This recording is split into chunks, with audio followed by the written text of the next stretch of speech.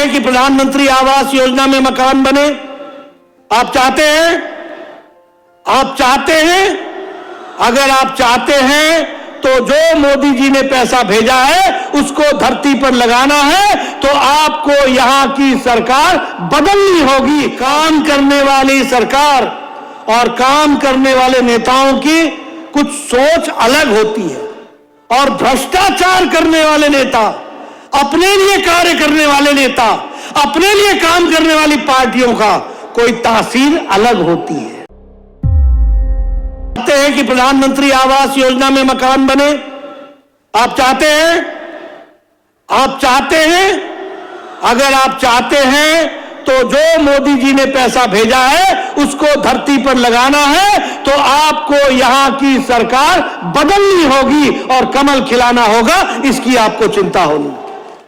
आप बताइए, प्रधानमंत्री स्वच्छता अभियान में आप इज्जत घर चाहते हैं? अगर आप चाहते हैं तो प्रधानमंत्री जी ने पैसे भेजे हैं, धरती पर लगेगा, जब यहां पर कमल खिलेगा, इसकी हमको चिंता करनी चाहिए। इसलिए मित्रों, ये सारी बातें आपके सामने मैंने इसलिए कही हैं क्योंकि हमें ध्यान में रहना चाहिए कि काम करने वाली सरकार और काम करने वाले नेताओं की कुछ सोच अलग होती है, और भ्रष्टाचार करने वाले नेता, अपने लिए कार्य करने वाले नेता, अपने लिए काम करने वाली पार्टियों का कोई तासीर अलग होती है। और इसलिए मैं जनता से निवेदन करूंगा कि झारखंड की भोली भाली हमारी जनता को आप जागृत कीजिए, उनको बताइए कि हम आपकी सेवा के लिए हैं, वो अपनी सेवा के लिए है। हम आपकी तकदीर और तस्वीर बदलने के लिए हैं, वो अपनी तकदीर और तस्वीर बदलने के लिए है। इसलिए आपको भारतीय जनता पार्टी को आशीर्वाद देना होगा। मैं यहां यह भी कहना चाहता हूं, हमारे कांग्रेस पार्टी के नेता नेत्री, कुछ उनकी भी चर्चा कर लूं मैं।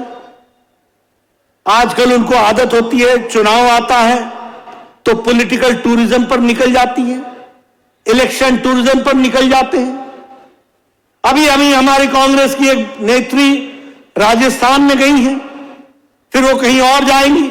ये दीगर बात है कि राजस्थान में महिलाओं के साथ गहलोत सरकार में जितना अत्याचार हुआ उतना वो कभी भूला नहीं जा सकता, लेकिन उसको याद करने के लिए कभी वो नहीं गई, कभी उसकी चिंता नहीं की, कभी उन अबला नारियों की चिंता नहीं की, कभी वो महिलाओं के सशक्तिकरण की बात नहीं की।